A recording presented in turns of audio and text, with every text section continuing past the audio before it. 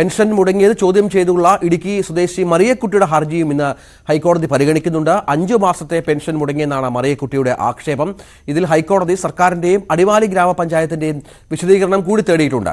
Dani Paul ചേർന്നു. Dani, സർക്കാർ പിരിക്കുന്ന പണങ്ങൾ, ഈ പെട്രോൾ സെസ്സായി ബന്ധപ്പെട്ടുമൊക്കെ പിരിച്ചെടുക്കുന്ന പണത്തിന്റെ വിശദാംശങ്ങളൊക്കെ മറിയക്കുട്ടി ഹർജിയിൽ ചൂണ്ടിക്കാട്ടിയിട്ടുണ്ട്. ഇതുമായി ബന്ധപ്പെട്ട് സർക്കാരിന്റെ വിശദീകരണം ജസ്റ്റിസ് ദേവൻ രാമേന്ദ്രൻ തേടിയിട്ടുണ്ട് എന്ന് വേണം മനസ്സിലാക്കുന്നത്. എന്താണ് പ്രതീക്ഷിക്കേണ്ടത്? കോടതി ഏത് തരത്തിലുള്ള പരാമർശങ്ങൾ ഈ ഇരുവരുടെയും വാദങ്ങൾക്കിടയിൽ നടത്തിയിരുന്നു?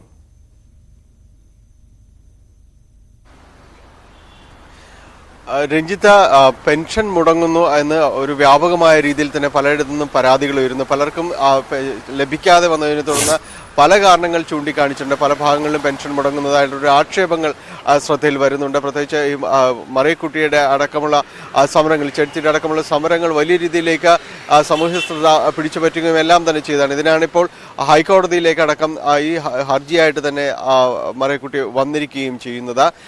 ഇതിൽ പരിഗണിക്കുമ്പോൾ ഇതിൽ കൃത്യമായ രീതിയിൽ സർക്കാരിന് ഈ ഒരു വിഹിതം ലഭിക്കുന്നുണ്ട് എന്നാണ് കോടതിയിൽ ചൂണ്ടിക്കാണിച്ചിട്ടുള്ളത്. അത് കേന്ദ്രം ഒരു വിഹിതം നൽകുന്നുണ്ട്. അതോടൊപ്പം മദ്യസെസ് അത് സാമൂഹ്യക്ഷേമ പെൻഷൻ നൽകാനെന്ന പേരിൽ പിടിച്ചെടുക്കുന്നുണ്ട്. അപ്പോൾ കൃത്യമായ രീതിയിൽ പണം സർക്കാരിലേക്ക് വരുന്നുണ്ട്. പക്ഷേ എന്തുകൊണ്ട് ഈ തുക വിതരണം ചെയ്യുന്നില്ല എന്നതാണ് ഹർജിക്കാരിയുടെ ചോദ്യമായിട്ട് വരുന്നത്. അത് ഇനി ഒരു കുടിശ്ശിക ഉണ്ടാകരുത്.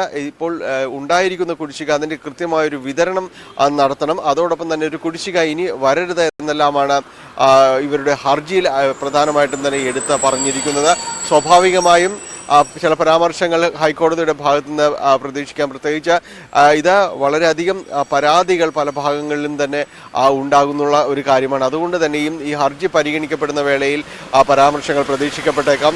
ഈ മറിയക്കുട്ടിയുടെ സമരം പോലും വളരെയധികം ശ്രദ്ധ നേടിയതാണ്, വാർത്താ ശ്രദ്ധ നേടിയതാണ്. അത് സർക്കാരിനെതിരെയുള്ള ഒരു ആയുധമാക്കി ചിലർ ഉപയോഗിക്കുന്നു എന്ന രീതിയിൽ തന്നെ ഇടത് പ്രൊഫൈലുകൾ അത് വലിയ രീതിയിൽ പ്രചരിപ്പിക്കുകയും എല്ലാം തന്നെ ചെയ്താണ്. അങ്ങനെ അതൊരു രാഷ്ട്രീയപരമായും വലിയ രീതിയിലുള്ളൊരു ചർച്ചയാക്കപ്പെട്ട ഒരു സംഭവം തന്നെയായിരുന്നു. എന്തായാലും ഇന്ന് കോടതിയുടെ പരിഗണനയിലേക്ക് വരുമ്പോൾ നിശ്ചയമായും ഇത് സംബന്ധിച്ച കോടതിയുടെ പരാമർശങ്ങൾ ഉണ്ടാകുമെന്ന് തന്നെയാണ് പ്രതീക്ഷിക്കുന്നത്.